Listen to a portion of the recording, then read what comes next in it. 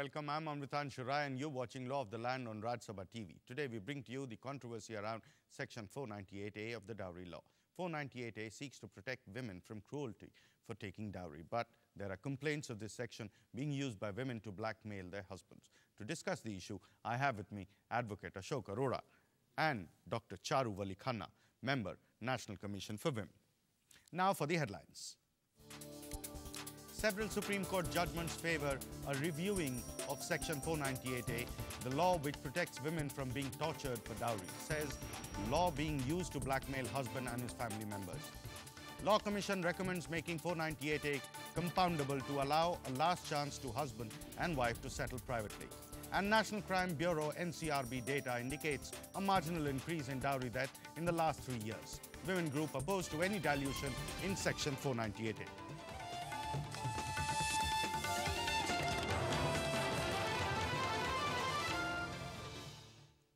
The Supreme Court in several of its judgments has maintained that it's time the government reviewed provisions of 498A of dowry law as it was being used to blackmail husbands and their family members. The court also directed the Law Commission to look into the matter.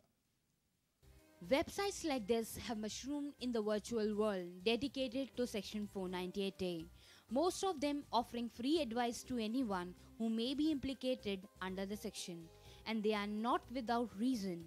Most of them exhibit quotes of Supreme Court judgments critiquing the section and also explaining how the section is being misused to blackmail husbands and their family members. The most recent example is the Supreme Court judgment in the case of Preeti Gupta versus State of Jharkhand. The Supreme Court observed that a serious relook of the provision is warranted by the legislature, because exaggerated versions of the incidents are reflected in a large number of complaints.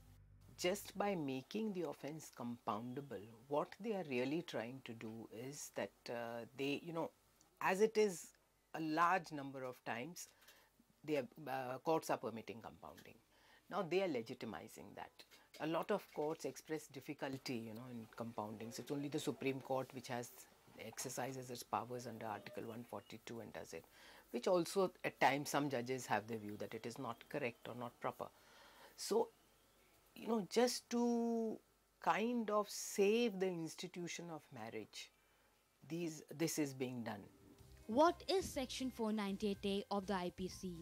Well, the section was introduced over 28 years back. The section seeks to protect married women from being subjected to cruelty from her husband and his relatives for demanding dowry. If implicated under this section, it is difficult to get bail, as it is non-bailable and also it can't be compounded. Non-compounding eliminates any chance of the parties to resolve the matter privately. To make things worse for the husband and his family members, it is cognizable offence, which enables the police to arrest the accused without investigation and without warrants. All the victim or her close relative needs to do this: file a report to the police. As the preventive measure, the police rounds up all the persons who are named in the complaint and they are summarily dispatched to the jail. There is no provision for the action against the complainant if it is found that the complaint is false. A lot of people are feeling the pressure of this law, but the fact is that 8,391 girls have been killed in 2010, according to the Crime Records Bureau data. So, Law Commission is under the pressure of the people who are demanding the change, and that is why Law Commission has reviewed it, and also Petitions Committee of the Parliament looked into the whole matter. In fact, it's a contradictory to the recommendation of the Petitions Committee. Petitions Committee has said that don't change the law in a hurry, but Law Commission is saying that change the law. But only one aspect of the law that Law Commission wants to change is to make it compoundable. The section was introduced deliberately to deter dowry and cruelty against women. According to the experts, the law related to dowry is so biased in favor of the complainant that any one of the husband's relatives can become a victim of a false complaint. No doubt that Law Commission recommendation report have the evidences of misuse of 498A of IPC. But we cannot ignore the larger picture that women are still harassed for dowry. Aruna Thakur, Rajya Sabha TV. Has this section been able to achieve what it set out to achieve? Dr. Charu, first thing, has it achieved what it set out to achieve? Definitely it's achieved what it set out to achieve, because it is the culmination of a women's movement who said that this has to, that's why the law was enacted. And if you see, there's, as it was stated, there's a marginal increase in dowry deaths. You see, the dowry deaths were increasing in such large numbers that they had to be stopped at some point. Some preventive action had to be taken by the government. And in view of that, this 498A was added. So now the dowry deaths have gone down, but yes, the cruelty and harassment is continuing. So those cases are increasing. So that's why everybody is, getting very upset about the whole thing, but it's a social problem. Sir? No, I feel the problem is not law. It's a social problem, basically. Unfortunately, in this country, you train persons who go to probationary officer, IAS, IPS, military academy. But for entry into marriage, the parents do not train their children. Now, that is the fundamental. Why this problem? The laws would not make any difference. The most important is, do you train a person before he or she gets married? Do you teach him or her? Do parents that teach them that this is really Amir Khusro is the solution? Amir Khusro says, Khusro dariya prem ka jo ulti va ki dhar. और जो उभरा सो डूब गया, जो डूबा सो पार. So marriage basically is unity of thoughts and deeds. No. We don't train teachers, don't train our children that this love, fundamental surrender, love with total surrender. I agree. You are on the larger point of why law has not prevented all this cruelty? 498. Yes, has it been able to achieve what it set out to? No, that is what I am saying. Has it managed to stop? No, it would not. That is what I am saying. That you don't deal with the root of the problem. The root of the problem is that children today, I mean, if the girl has passed graduation or the boy has joined some job, the parents start looking for the match. First you train that person. It's not a joke to get married. First you train that person what is surrender, what is love, how do you have to live this life. And if it does not work, first is live with total love and surrender. Then it would work as a unit. Ma'am, bringing you in on the points, you round off the entire family member, all the relatives, even people who are not living in the same state as the husband and the wife, and you summarily put them in the jail simply because there is an apprehension or the complainant has included the name of that person, maybe the sister-in-law, the father-in-law, or the brother-in-law, or distant Masis, Chachas, anyone. So, let me explain it to you. I totally, what you are saying is absolutely, I want to put it into perspective, because this whole concept of dowry is a part of the arranged marriage. Arranged marriage in our social setup, where you have a Purush Pradhan society, where you have a feudal setup, and the father bargains that because my son is a doctor, I spend so much money. So of course the children do need training, but the children are not in the game. And a girl goes into marriage with a lot of dreams and aspirations, because in Indian society it's like marriage is an important sanskar, and the parents also believe that. I'm leading up to it. Just let me complete. So what happens is that it's not, what you're saying is that you round up this over implication. The courts are actually what the courts are worried about. They're not on to 498A per se. They're on the over implication. But on this, I want to be very clear that there is no over implication. In Indian society, when they get married, they give a list. Nani ko ye dena hai, chachi ko ye dena hai, masi ko de. The list. I'll just give you an example. 498A. There is no other section which is so much embedded in the psyche of the people who are getting married than for everyone knows 498A. Had I been a common man, not a journalist, I would have also come across 498A in my practical life some of the other time. It's dreadful. Yes, you would have, because your mother or your sister would have got married, and you would have given a whole lot of articles to her in-laws. I mean, that's all dowry, they're all demands, lists are made. Why don't we raid one of the 5-star hotels in the marriage season? The car has got a ribbon and it's there. And are you saying there's over implication? I mean, it's ridiculous. You say that the person may not be, I totally understand the court's apprehension about over-implication, but let's face facts. SMS, Mr. Arora, BBM, on over-implication. every Yes, day they are, I tell you. Mr. Arora, let me just complete. Every day there is a chat with the mother and the daughter, or ye nahi diya, with the relatives. Ki ye nahi diya, kam diya, zyada diya. It's ridiculous. And another point I want to make, Mr. Arora will be able to also speak on it. 498A is not only dowry. 498A has one part to the explanation which says what is cruelty. Cruelty is which makes a woman, drives her to commit suicide or grave injury to her health. And no, the second it's the part. non-bailable part, it is the non-compoundable part, My it is dear, the cognizable offense part, and it is the way it is implemented. That is where the problem is, So ma'am. if you want On to that kill note, your daughter, on that note, ma'am, if you it's want time to for kill us your to head daughter- into a break. When we come back, we will talk about the recommendation of the Law Commission.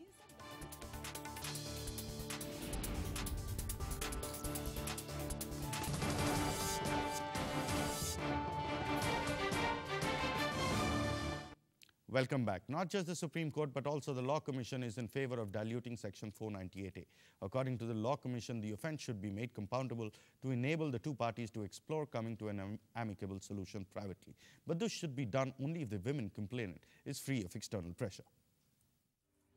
In a situation the offence is made compoundable, it will open a last window of opportunity for both the husband and the wife to come to a compromise if possible. And by this, they will able to do without the permission from the court. Normally, the process will lead to the aggrieved party being compensated for her grievance.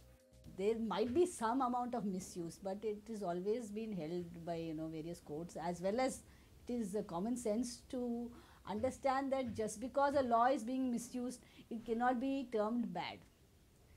Perhaps there is a little misuse, and misuse would be only by people who are already well aware of their rights. Has the section been able to achieve its goal of deterring dowry-related crime? According to the National Crime Records Bureau, total cases registered under dowry death have increased marginally over the last 3 years. In 2008, 8,172 cases were registered under this offence. In 2009, the cases increased to 8,383 cases, and the figure increased marginally in the year 2010 to 8,391 registered cases. We have done a research in looking at cases in 4 states of the country. The whole thing is maybe 2 to 3% cases are where 498A has been, not used properly. I will not say misuse, because if you are misusing the law, then you are really debunking the whole system. Even the Justice Melamed Committee report on reforms of criminal justice system has recommended similar changes in Section 498A, but women group are opposed to making any changes. According to experts, if the section is made compoundable, expectations from the court will rise, as they will have to play a proactive role in dealing with the application for compounding the offence under the Section 498A. It is not only Preeti Gupta case of Supreme Court that reflects the misuse of 498A of IPC, but also raises a concern that there is no protection for the victims of all complaints under this section. Aruna Thakur, Rajya Sabha TV. How is compounding going to help? Is bail a better option? The question to you, Mr. Arora, is compounding the choice, or is bail a better option? No, bail definitely. You see, if you make bail automatic, that is also not the solution. But at the same time, I tell you, solution law is again like training children. It's also like training the civil society members, training the police officer, training the courts. This is not only legal problem. Courts have to play a proactive role, and compounding is definitely the solution. Courts are to play this role of a friend, not like a computer. You decide this, how much dowry, how much this. Court are to play that role, that one party is hurt or other party is aggrieved. Then court is to play that role to see that this is compromised as early as possible, because most of the cases, it is the hurt. Most of the cases, it is the hurt. It is not crime.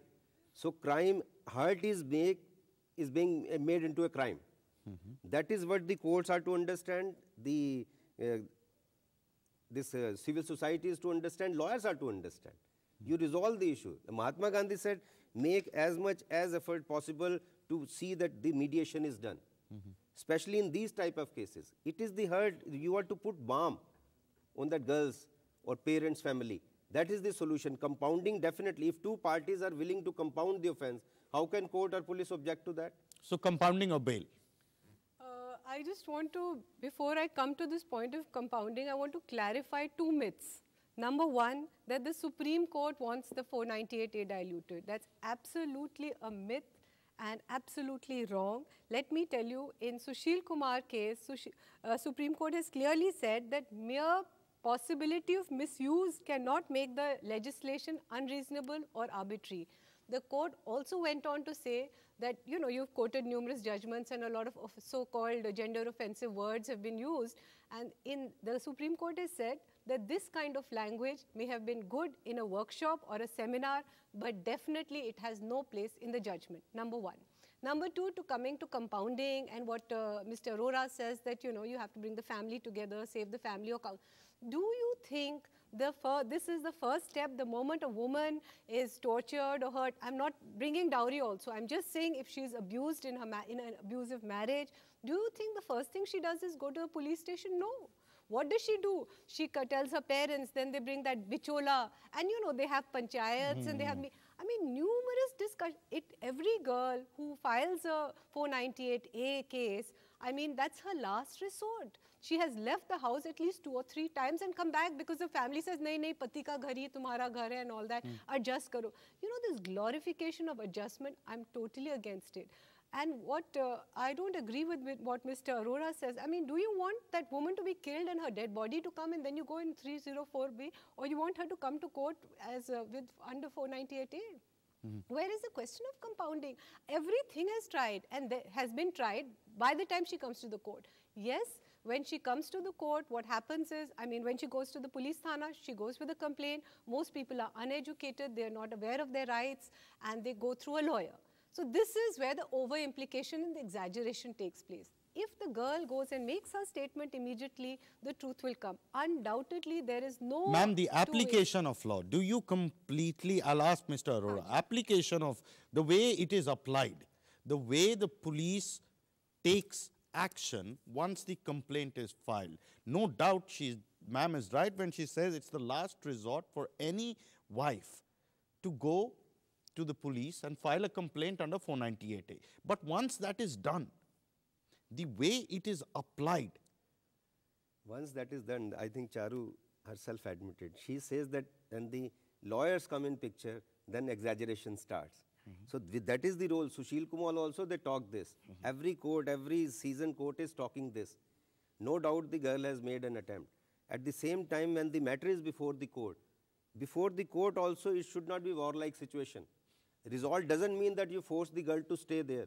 Resolve means if you can live with love, live with love. If you cannot live with love, separate with grace. I'm not saying that jabardasti you send her to her matrimonial home. No, not the least. But at the same time, if the court finds that yes, love doesn't last now, at that juncture, it should be gracefully resolved. So what he's saying is resolution or punishment. Your point of view is that if you punishment should be the pith and substance of the entire thing, and he says it should be resolved. The attempt should be to resolve. Either way. Is there a difference? Either way. Definitely Either way. To stay together or stay separate, it should be resolved. Right. You tell me, if you send a husband and family to the jail, do you think that husband would give divorce if the woman is not wanting to stay? 10 years. See the practical aspect. 10 years the girl cannot get or the boy cannot get divorce if the other side doesn't agree. 90%, more than 90% cases ultimately are resolved through mediation. Then why not start on the day one? Why first complicate by sending people to jail? Ma'am, I'll come to you on this point, ma'am, on the resolution and on the punishment bit. It's time for us to head into a break. When we come back, we will show you an interview with Vice Chairman of the Law Commission, Mr. KTS Tulsi.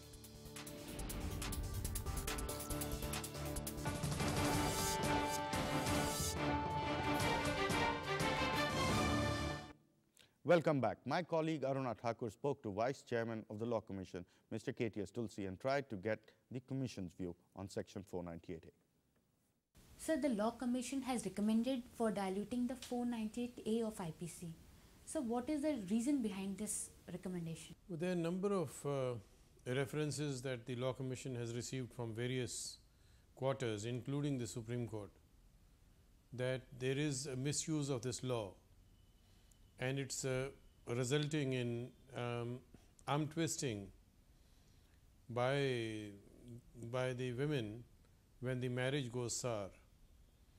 So the question was that what should be done, because it was even causing an obstruction in settlement of the disputes in marriage.